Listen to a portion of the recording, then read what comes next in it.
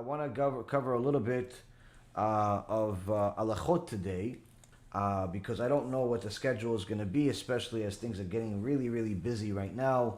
The days are getting longer and the burden is getting bigger. And I don't know what the schedule is going to be before Pesach and so on. So because this year's Pesach is different than it typically is, if a person does not learn the halachot of Pesach, for sure they are almost guaranteed that they're going to be eating chametz on this Pesach coming up. And the reason why is because unlike other years where Pesach, Passover, is usually during a weekday, this year Pesach is on Motzei Shabbat, which creates a lot of confusion for people as far as burning the chametz, but at the same time eating chametz, and so on and so forth. So we'll go briefly into a few things. I'll try to be as quick as possible, but again, I highly recommend you take notes, and if you're not able to catch up, then just simply watch this again tomorrow and take down the notes, because again, it's a person that eats chametz, a Jew that eats chametz on Pesach, it's din karet. Okay, it's the worst thing in the world. So you have to be careful of what you do. It's not a Pesach is not a suggestion. It's not a custom. It's an obligation from the Torah for Am Yisrael to preserve it. And there's a few major mitzvot. So first and foremost, a lot of the things that I'm going to say I learned with my Rav. A lot of it is based on the PeSach from Rav Ovadia, from Sefer the Chazon Ovadia. But of course, if you are have a different poskim, if you're Ashkenazi or Hasidish and so on, then you have to check with your own poskim on some slight changes that may be from time to time. But generally speaking, most of what I'm talking to you is almost certainly for Klal Yisrael. Okay, but for sure for all Sephardic Jews.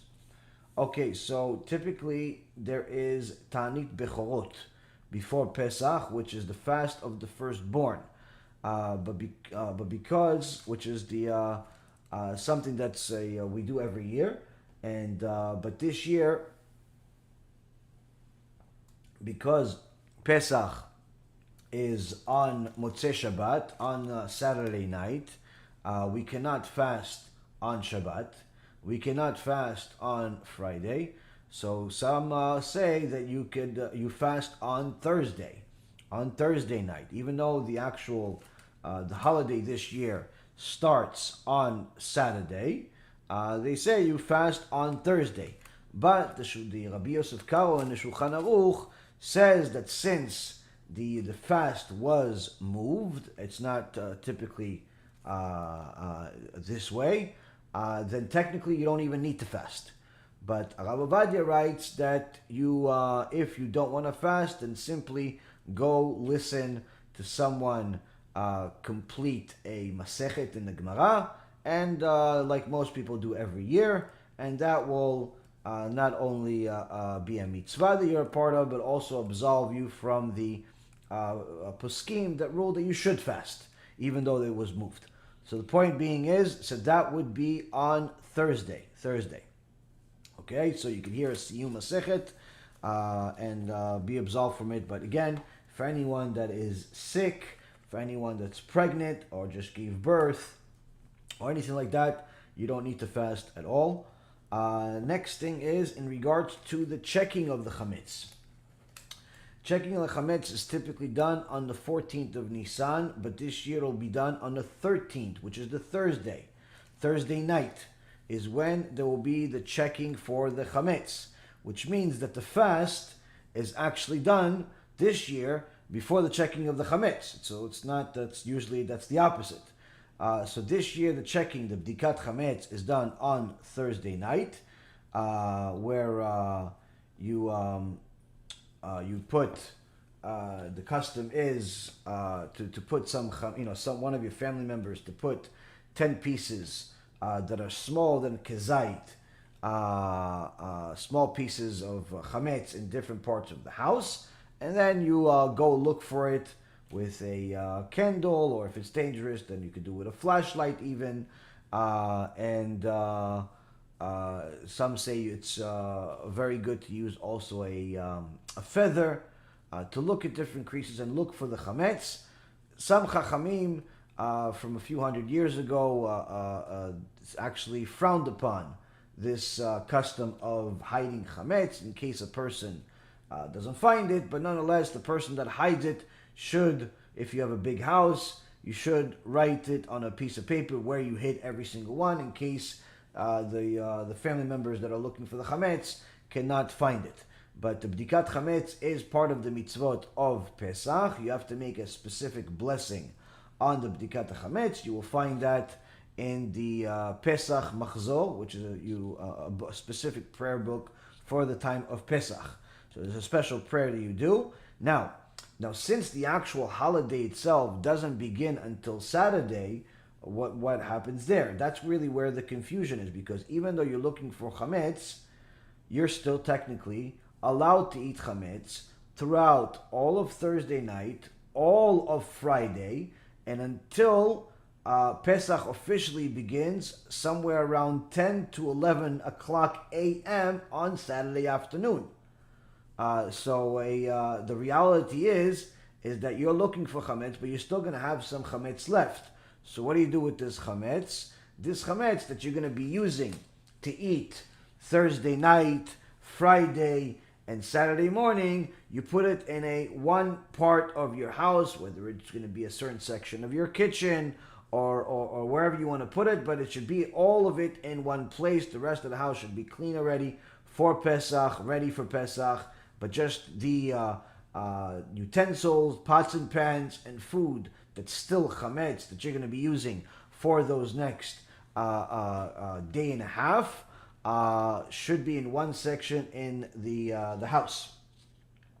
Now, until again Saturday, which again over here, for example, the last time to eat chametz is going to be the morning meal of Shabbat, which has to end here in Florida and Cooper City, has to end at 11:20 a.m.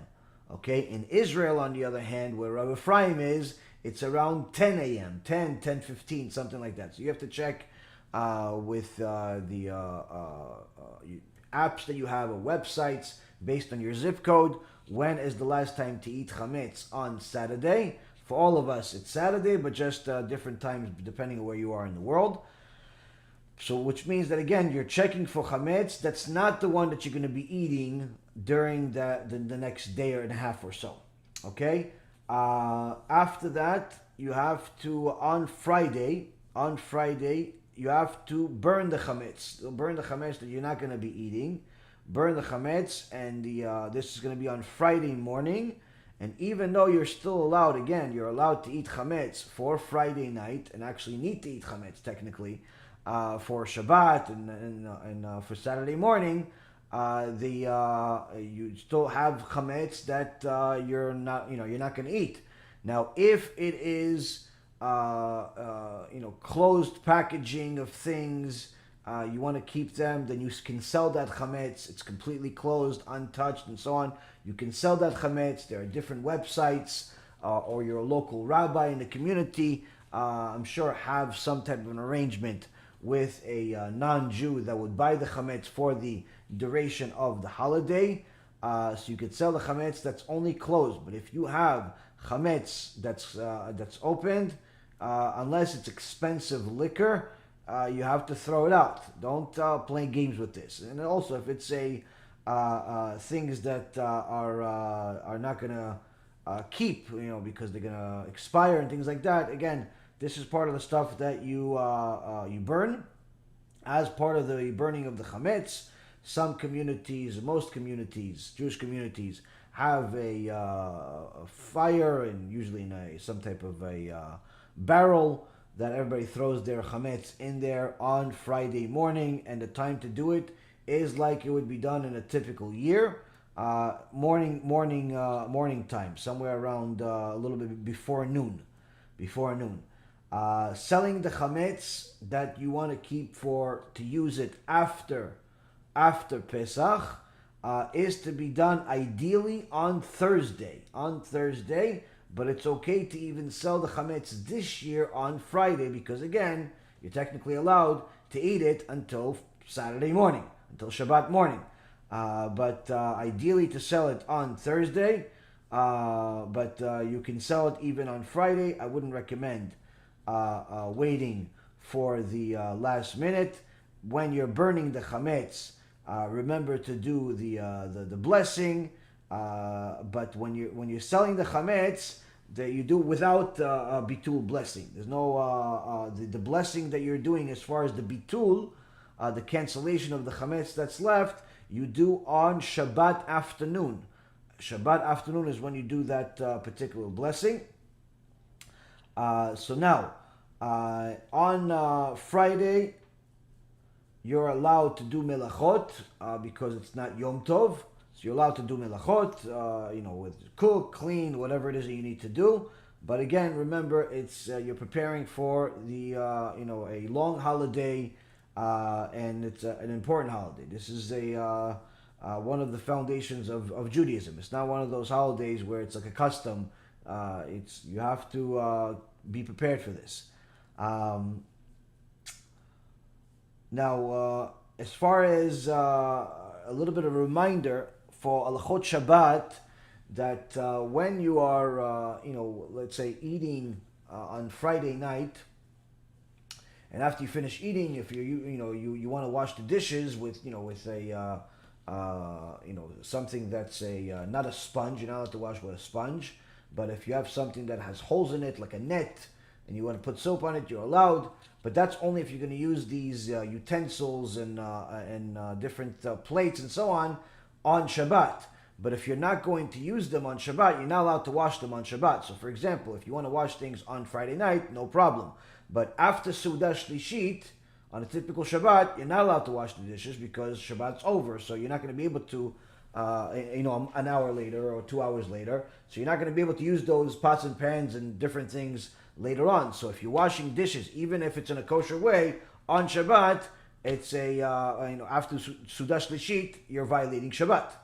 But here, you have to remember that the dishes that you're using on Friday night, unless they are dishes that are you throw out in the garbage, the plastic dishes and things like that you throw out.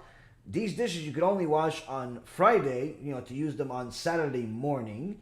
But after the Saturday morning meal, you're not allowed to wash those dishes or the pots and pans that you had the food in, because you're no longer going to be able to use them after that morning meal because they're all full of chametz.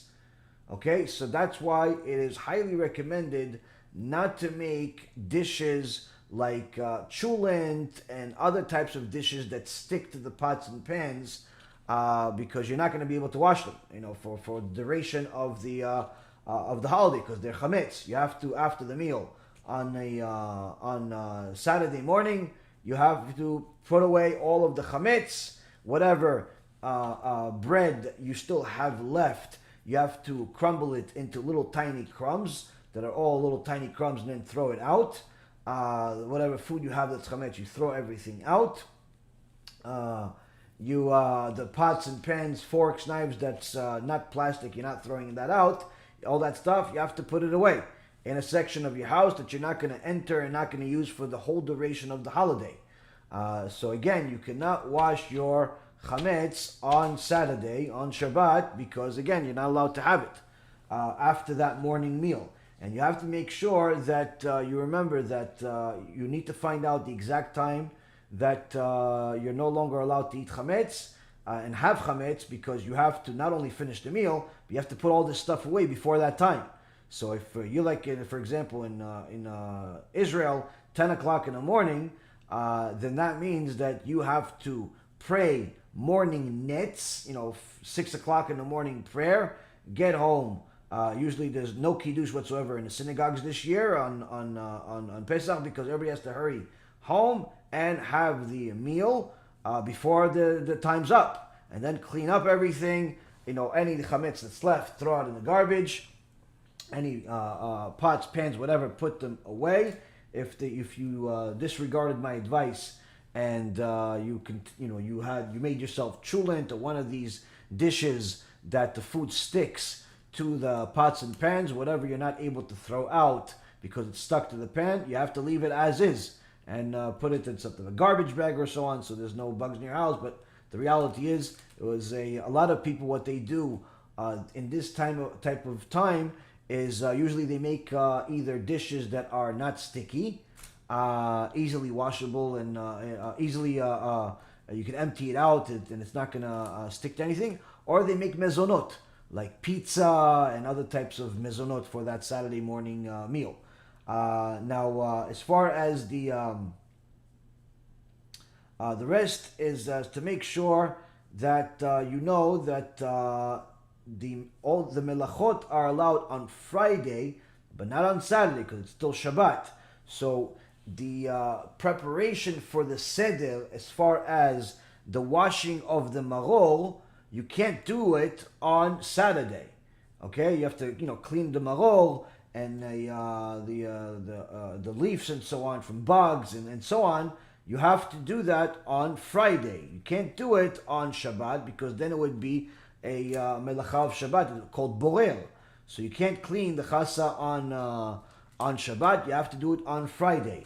Also recommended for you to weigh the matzot because the matzah, it's not just eating matzah and however you feel like and whenever. There's an obligation to eat matzah on the Seder for people that live in Israel only on the first night. For people that live in the exile like us, it's 2 nights, and you have to eat kezait amount 4 times, which is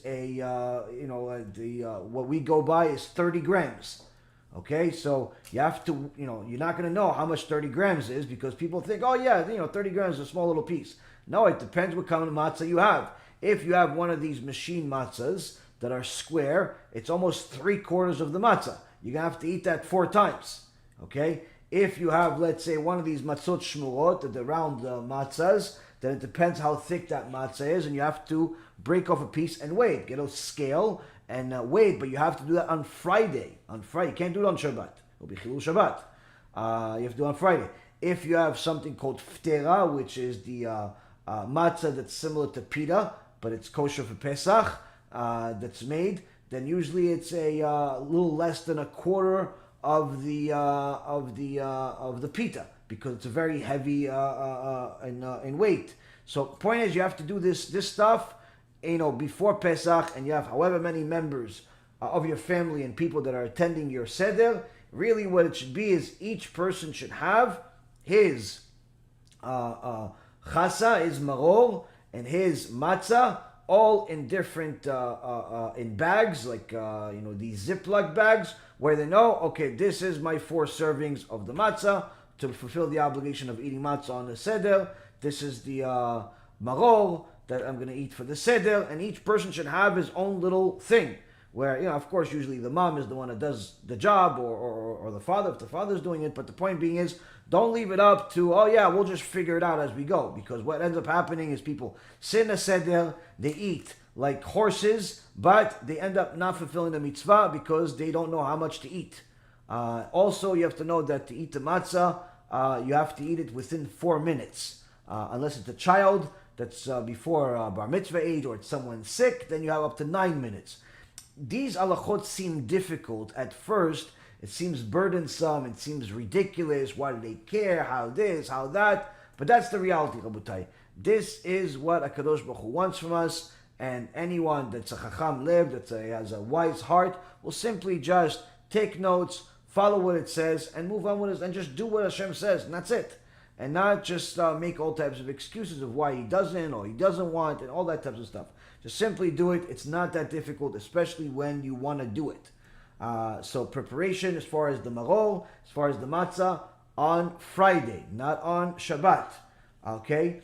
On Saturday morning, the prayer at the synagogue, or if you're praying by yourself at home, because your synagogue in your community is closed, or for whatever other reason, you have to pray early netz minyan, early morning, because you need to make sure to make the time to have the Seudah for Shabbat before that midday, which again, midday right now in Florida is somewhere around 11:20. In Israel, it's somewhere around 10:20. Again, you have to check with your own community where it starts. You end eating chametz on, again, at that time. At that time, it's not just end eating it, but also have to move everything already before that time. Put it in a specific section in your house that you're not going to use, or in the garbage. That's why a lot of people, usually for this type of Shabbat, for this that comes before Pesach, many people use everything as a disposable. Disposable spoons and knives, disposable plates, and in certain places that have it available to them, disposable pots and pans. So I mean, there's disposable everything these days. So it's best to have one of these disposable pots and pans and so on that you're making food in, because that way you don't have to worry about cleaning anything or bugs. Everything goes in the garbage. That's it, finished. That's the ideal situation if you have it available to you. Now the Seudah on Friday night. On Friday night, you have to have motzi. You have to have something that will do motzi for Birkat HaMazon. Now, you're allowed to eat matzah on Friday, but you're not allowed to eat matzah on Saturday, because you're not allowed to eat. We'll go into that in a moment. But on Saturday, you can eat matzah if you want, but you still have to do motzi. And a lot of poskim say that you're not allowed to do motzi on matzah during the year. It's a machloket, and therefore you have to eat bread. You have to eat bread to do the motzi on the bread. And your meal is chametz. But point is, it's either way. You have to have the motzi on Friday night. Now, on the after the meal of Saturday morning, you do the mitzvah of bitul chametz, which is cancellation of the chametz, the one that you know of, that's you go throwing in the garbage, the one that you don't know of, that you haven't found perhaps, or you didn't realize you had. There's a certain blessing that you say, that's bitul chametz. Okay? Now, you're not allowed to eat matzah on the day of Pesach.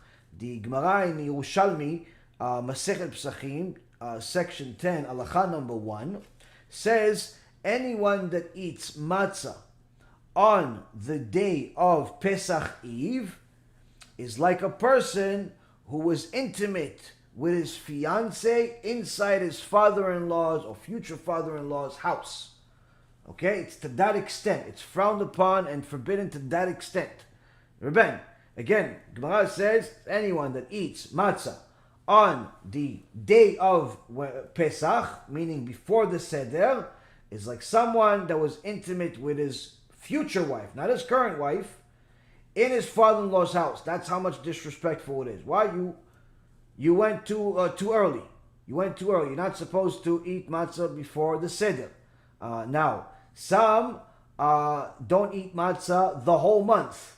The whole month to make sure that they, are going to really celebrate eating the matzah when the time comes, and it's really special. Some don't eat it the whole week before Pesach.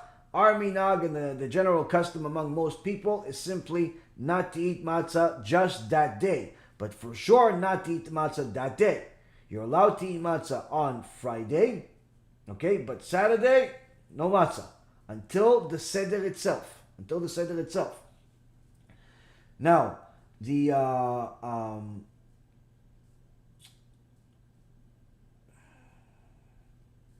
Now, this creates a issue.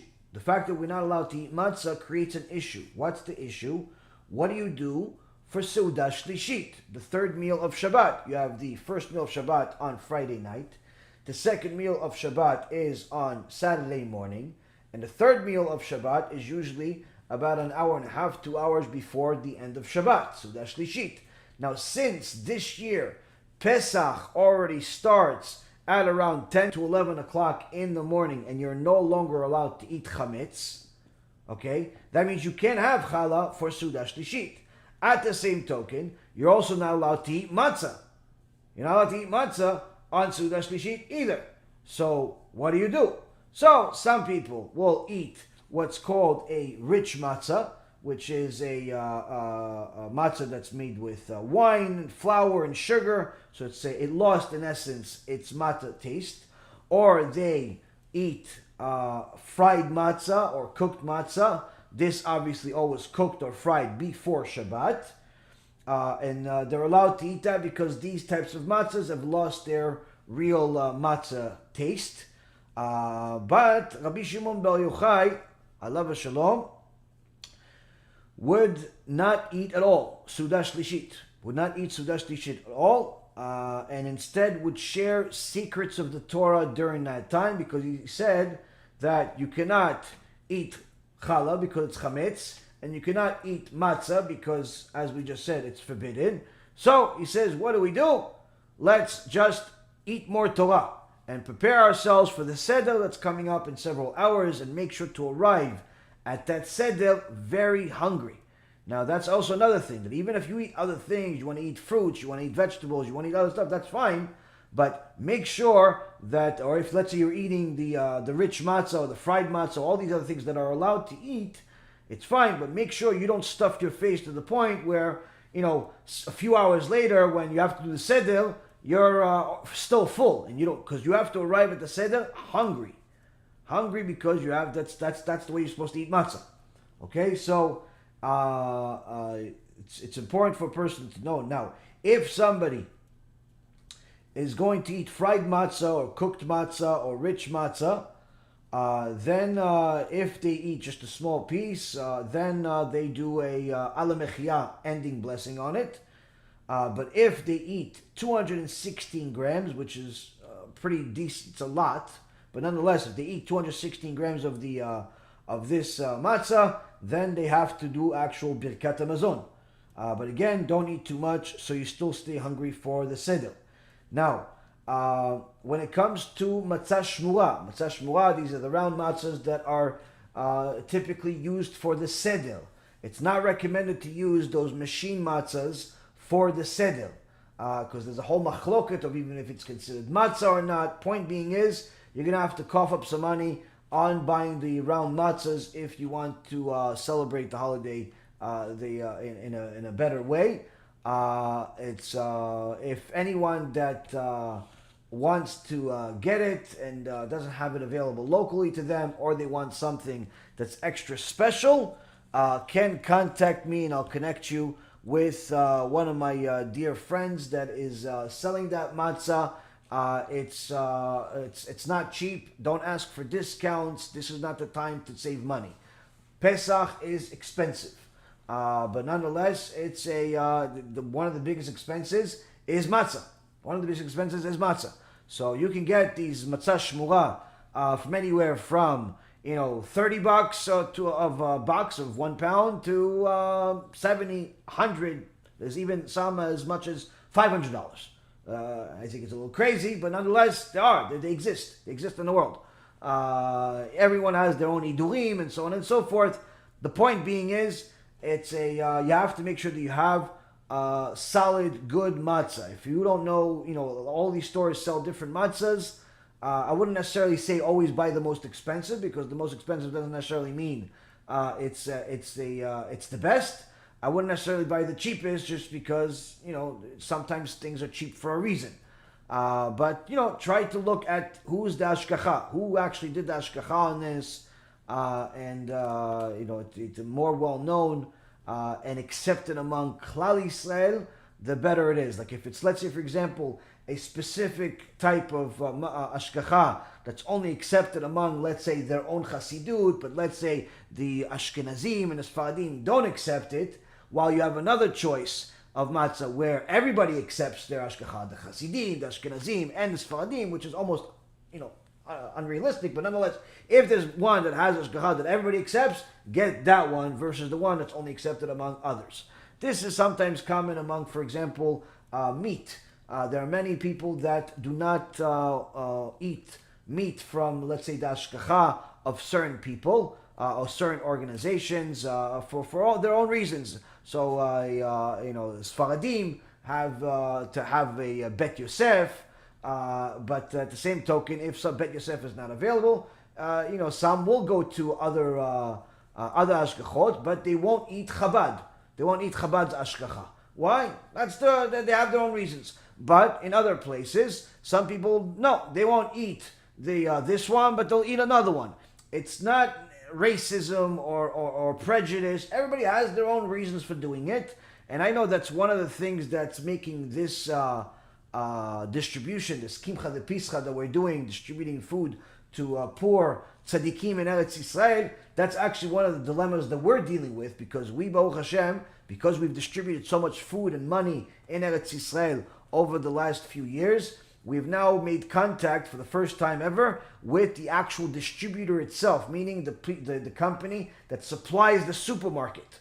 Rather than buying everything from supermarkets, BeEzrat HaShem, we're trying to actually buy everything from the actual wholesaler. So that way each family will get practically double the food that we would typically get them, because we buy them from supermarkets. So let's say 1,000 that's gonna shekels, that let's say gonna get let's say 10 chickens, and this piece of meat and that piece of this, all this thing. Now that's when you buy from a supermarket. But when you buy it from the wholesaler, it's now 20 chickens, and so it's that, because obviously everybody has a markup. So we prefer to obviously give the families much more food. We're not looking to save money. We're still going to give the same amount of money. It's just that we're going to have the ability to give more food to these families, which will last them the whole holiday, not just the Seder. So that's one of the things that we're having a tough time with, is when it comes to meat. Okay? Because when it comes to chicken, there is a kashrut of chicken that most people accept in Eretz Yisrael. But when it comes to meat, it's virtually impossible to find two communities that eat the same type of ashgacha, kashrut of meat. He wants Rav Mahmoud, he wants Badatz, he wants... Everybody has their own thing. So it's impossible to supply this to so many hundreds of families and cater it to each and every single person and so on. So most likely we're not going to do meat at all. We're just going to do a lot of chicken and obviously other fish, salmon. Each one is going to get a salmon that is a little bit bigger than a baby. And so BeEzrat HaShem we're working on. The point I'm trying to make is that when it comes to ashgacha is very important. You can't just eat anything that has a K on it. You have to look at things. And sometimes it's less important, sometimes it's more important. So for example, when it comes to meat, the most important part of the meat is who actually supervised this kashrut. That's the most important part of any meat. It's not if this is a this or that. It's who supervised it. Why? Because if the supervisor is one of these reform mentality supervisors, it might not even be kosher. And on the other hand, when it comes to things that are parv, then there's less of an issue, because again, it's less things can go wrong. But when it comes to matzot, most people are not going to know all of the ashgachot, because there's a lot of seasonal operations of different rabbis and talmidei chachamim that only function once a year to make the matzot. So you're not going to see their stamp on other food throughout the rest of the year. But if it is possible for you to get some type of word of mouth or some type of recommendation of one over another, not just because of price, it is recommended to get those. Again, like I said, I have a friend that deals with it. Anyone that wants to deal with it, we could help. But again, don't break my head and give me work to do. That's also, as a side note, there's a few of you that God bless you. I try to do everything, but you guys are sending me homework. Like, hey, Rabbi, once you read this article, let me know what you think. They send me like a 5-page article. They want me to read it. Go read it yourself. Don't give me homework. It's a lot of people are sending me this missions. Oh, Rabbi, can you look into this Bedin and tell me what you think of them? You know how long that stuff takes. You can't give people. You have to ask specific questions. So again, I appreciate that everybody cares about my opinion so much and what I think of certain things, but you have to realize that I have literally tens of thousands of people that I deal with regularly, hundreds of emails and messages every single day. It's simply not possible for me to address some of these projects that people send me on. And the same thing goes with these matzahs. You want me to help you? I'll give you the contact information. You do everything from that point. We could help you by simply making the transaction for you. You send the money, we'll send them the address, and they'll ship you the matzahs, and that's it. Don't ask, oh yeah, I don't like it, return policies, no returns. It's just simply doing a service. You want it, get it. You don't want it, b'chavod, go buy it from your local store, and BeEzrat HaShem ta'asu v'tatzlichu. But this is, again, only if you are domestic in the United States. Don't ask me for any shipments into different countries. It's not the time. Anyway, back to the halachot. Matzah shmura, again, this is the matzah you're going to be using. This is the matzah that you're going to be using for the Seder and for the Pesach. Now, you can eat those square matzot if you want during the holiday, but for the Seder, it should be a matzah shmura, or if you have ftera, if you like the ftera, which is the soft matzahs. But again, those you have to be very, very careful with the kashrut. I know that Rav Gidon ben Moshe, the Sheikh Yeh, is the head of the Jerusalem Bet Din. He has a recipe from hundreds and hundreds of years that he makes those every year. Sometimes we get them. That's actually going to be part of the things we give out to the families in Eretz Yisrael that are needy. But even those, again, not everybody wants them. Why? I'm only going to get those fterot from a rabbi that I know. So if they don't know Rabbi Gidon, which is unusual, but nonetheless, some people won't know him, they won't accept it. So you have to be careful with kashrut. People care about kashrut even more so in Israel than they do here in America. But the point being is that matzah that you're going to eat, the matzah shmura, you're not allowed to carry it on Shabbat. What? Why? It's considered muktzeh.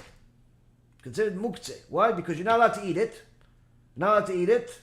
And therefore, you're not allowed to touch it. So don't set up anything during the day of Shabbat. Don't set up anything during the day of Shabbat. In fact, in regards to setting up for the Leila Seder, you're not allowed to do that on Shabbat because you're not allowed to prepare for Motzei Shabbat on Shabbat, and you're not allowed to prepare for a holiday on Shabbat. You're only allowed to do things on Shabbat that are relevant to Shabbat.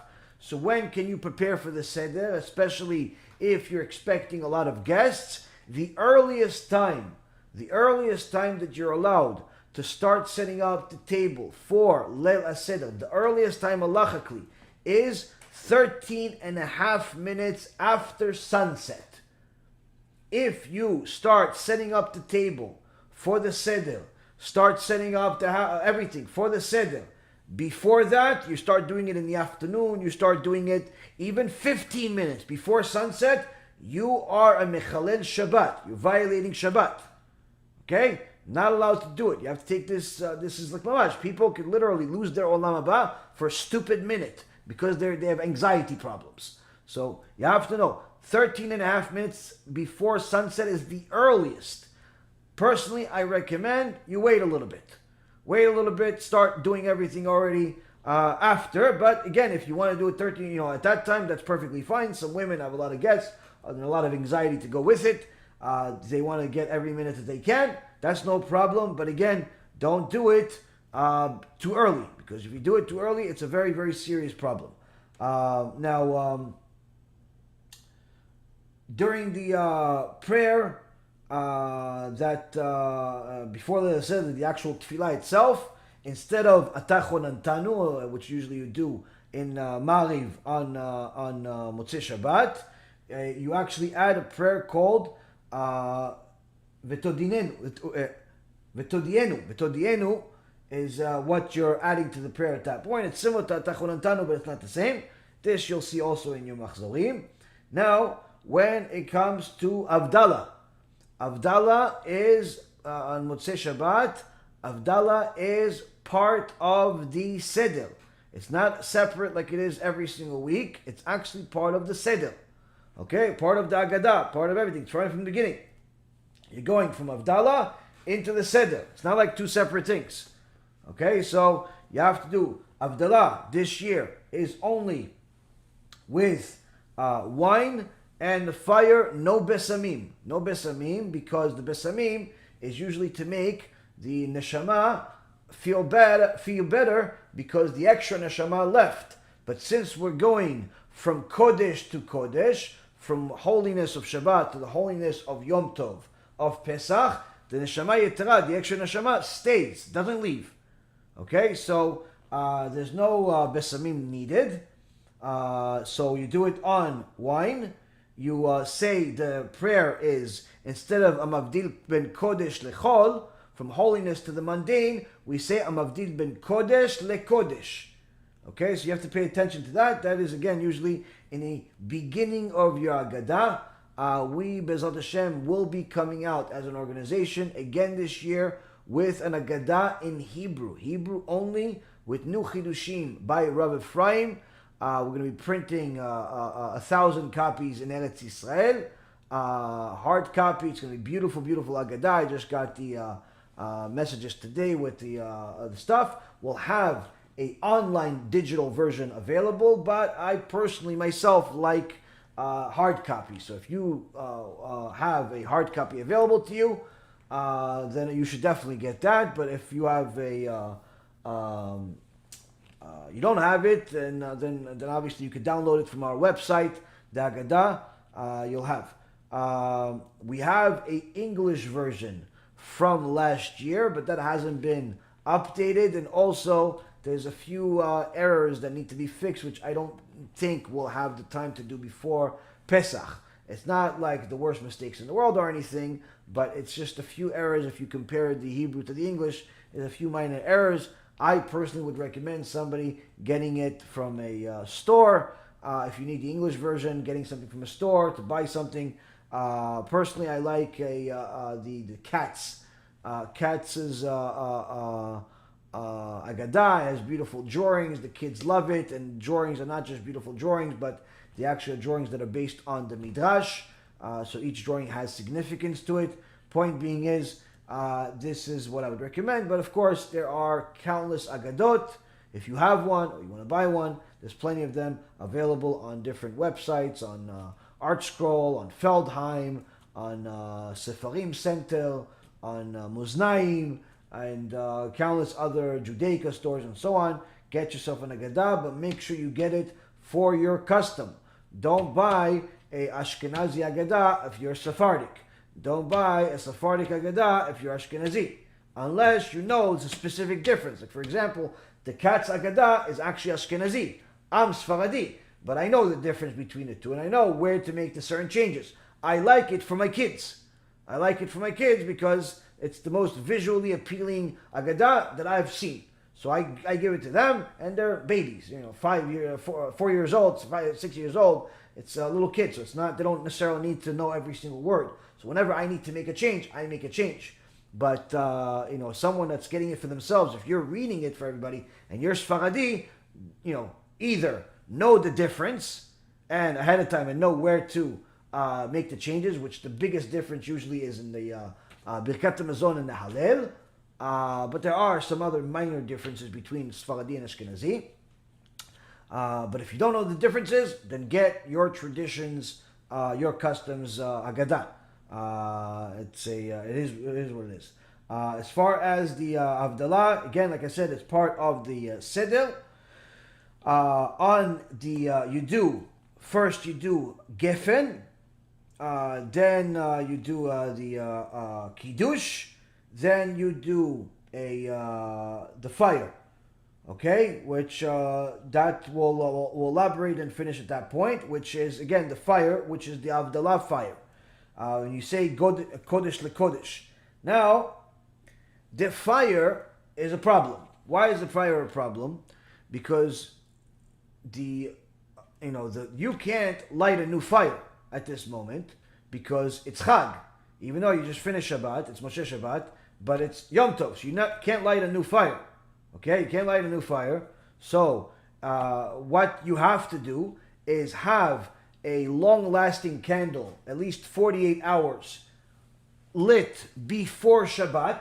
Before Shabbat, I personally recommend lighting 2, just in case one goes out. A 48-hour, 72-hour candle that you can light before Shabbat, because if you want to cook on the Yom Tov, which is one major difference that you're allowed to do on Yom Tov versus Shabbat. You're allowed to cook, but you're only allowed to cook with fire to fire, meaning it has to be a existing fire lighting the new fire versus a new fire creating. So you have to have an existing fire, so you have to have a candle already lit from before Shabbat. Okay, so you have a 48-hour candle or 72-hour candle that you're using, but that candle, you can't use it for Havdalah. You can't use that for Havdalah. Why? Because the candle over those 25 hours that Shabbat exists, that candle goes down. Okay, and as soon as that candle goes down, now it starts to be covered by the glass or whatever is covering the candle itself. Okay, and now, according to the Shulchan Aruch, you can no longer use that candle for Havdalah, because even though it's fire, the fire that you're seeing against your fingernails when you're doing the Havdalah is not the actual fire itself, but a reflection of the fire, and it's not permissible for Havdalah. This also actually is a chidush for many of us, simply because you have a big candle that's beautiful and everything, but that candle, after a while, after a few times you've used it for Havdalah, starts sinking in, and if you didn't realize what the halacha is, you're still using that candle. But the Shulchan Aruch says that you have to have a raised fire. You have to have a fire that's high. That's why a lot of people use that candle that's very long, because the wicks are at the top of it. So it doesn't matter how much of it you've used, the fire is always on top. Okay? So what you want to do is that you don't want to have a really long candle for this specific Havdalah, because what are you going to do with it after? You can't turn it off. So what some people do is they either take that long candle and just cut a small piece of it and connect it to a holder where even after you light it, it burns off eventually, and it's like a small candle, but it's still at the top. Or you use like one of those like Shabbat candles that eventually burn off. You don't want this whole candle, long candle, burning for so long. It can become a little dangerous, because again, it's not like the ones that are in a glass. Point being is that it has to be fire to fire, so use the existing fire that you lit already on Friday to light the Havdalah candle, and make sure that the Havdalah candle is short, but yet the fire is at the top of it, not sinking in, is short, so the fire eventually goes out that night, and not something that lasts, multiple days. Okay, so don't light like another 72-hour candle with that, for Havdalah. That's about sums it up, Rabotai, for the halachot of Pesach, the Seder section.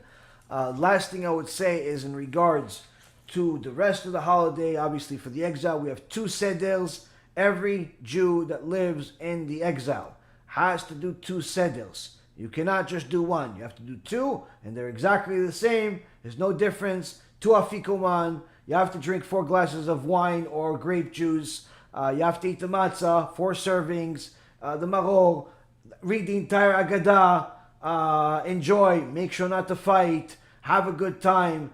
The main part of the Seder is to teach the children of the house about Yetziat Mitzrayim.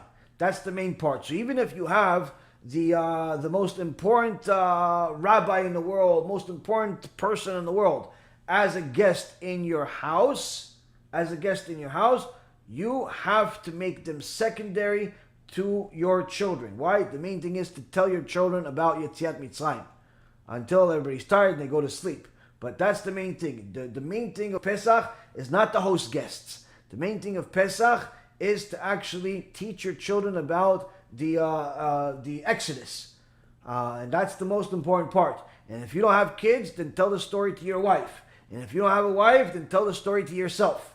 Point is, you have to do as much as possible on the Seder, on both nights. The more you say, the more praiseworthy you are. Then after the second night, you have Hol Hamoed. A lot of people think that Hol Hamoed is just a day off, you can go back to work. Wrong. People that desecrate Hol Hamoed and treat it like a regular day, and they just go back to work unnecessarily, can lose their Olam Haba. Okay, you're only allowed to work on Hol Hamoed if not working will create a loss. Meaning, if let's say you go to work, you make money, and you don't go to work, you don't make money, that's not considered a loss. That's just considered, you're not making a profit. But if your boss tells you, if you don't work on Hol Hamoed, you're going to get fired, then you're allowed to work on Hol Hamoed. That's only on Hol Hamoed, not on Yom Tov. On Yom Tov, there's no working. On Shabbat, there's no working. Doesn't matter what your boss says. But on Hol Hamoed, there's only permission to work, and if it's going to, if not working would create a loss. If not working, create a loss. Same thing with investments. You're only allowed to deal with the investments if the not doing something would create a loss. Like you can't buy anything new, but you can sell, you can exit positions, or you can close out positions. Unless, again, what you're buying is a hedge. Point being is, you have to know that Hol Hamoed is still a holiday. It's still a holiday. It's not a time to just go back as if there's no holiday. You have to make sure that you honor the holiday. So with that being said, Rabotai, that's in essence sums it up of this year's Pesach. If you have any other questions, you could ask them privately if I need to look up stuff or anything that I didn't cover. But that's in essence pretty much it.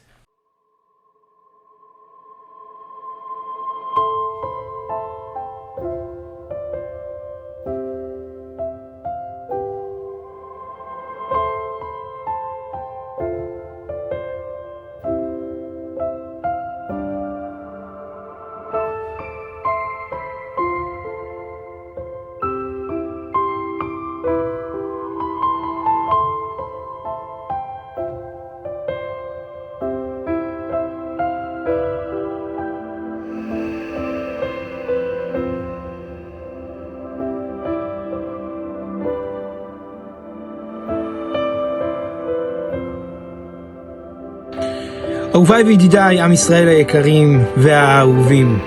כמדי שנה בשנה, גם השנה, ארגון בעזרת השם לקח על עצמו לפרנס אלפי אנשים מבית ישראל. כבר היום אנחנו עומדים על קרוב ל-20,000 איש שבאים ורוצים להיעזר על ידי ארגון בעזרת השם. אפילו שבקמפיינים הקודמים לא כיסינו את הסכום, לקח על עצמו ידידנו יושב ראש הארגון, הרב ירון ראובן, את העול הכבד הזה כדי לבוא ולפרנס במאכל ומשתה ומצות ועופות ועוד ועוד ועוד אלפי בית ישראל בכל רחבי הארץ.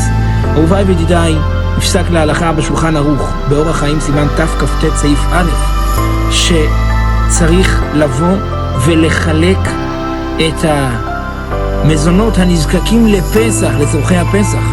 אתם תשבו בני חורין, כלים מכסף, בשר, דגים, עופות ויהיה כאלו שהמרור של כל השנה ילווה אותם גם ביום הזה. אהוביי וידידיי, תעזרו לנו לשאת בעול הגדול הזה, לשמח כ-20,000 יהודים ויהודיות, חולים וחולות, אלמנים ואלמנות, נזקקים ונזקקות, מכל גווני הקשת של הציבור היהודי הישראלי. ותבואו לעזר השם בגיבורים, ותתרמו בעין יפה ובנפש חפצה. וכבר אמר הקדוש ברוך הוא, מי שמשמח את שלי, אני משמח את שלו. Hi everyone, just wanted to remind you that we're having our Kimcha de Pischa annual campaign every year. We do a campaign for Pesach and also all the other holidays to distribute food and money to Torah scholars in Eretz Yisrael, and we continue to reach bigger and bigger milestones, and this year is no different. We not only want to help them, we want to help you. So we're having two major events where 500 Avrechim in each location are going to be completing the entire Talmud Bavli. That's 1,000 Avrechim, each one with a family, with kids. On the average, about 11 people per family. So you talk about 11,000 people. In addition to that, we have hundreds and hundreds of families that are going to be receiving food baskets that are going to help them with the holidays.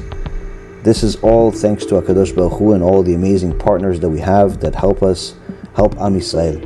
Everyone that donates is going to have the merit of doing chesed, the mitzvah of Kimcha de Pischa, but also the extraordinary Torah, having the benefit of a siyum Shas.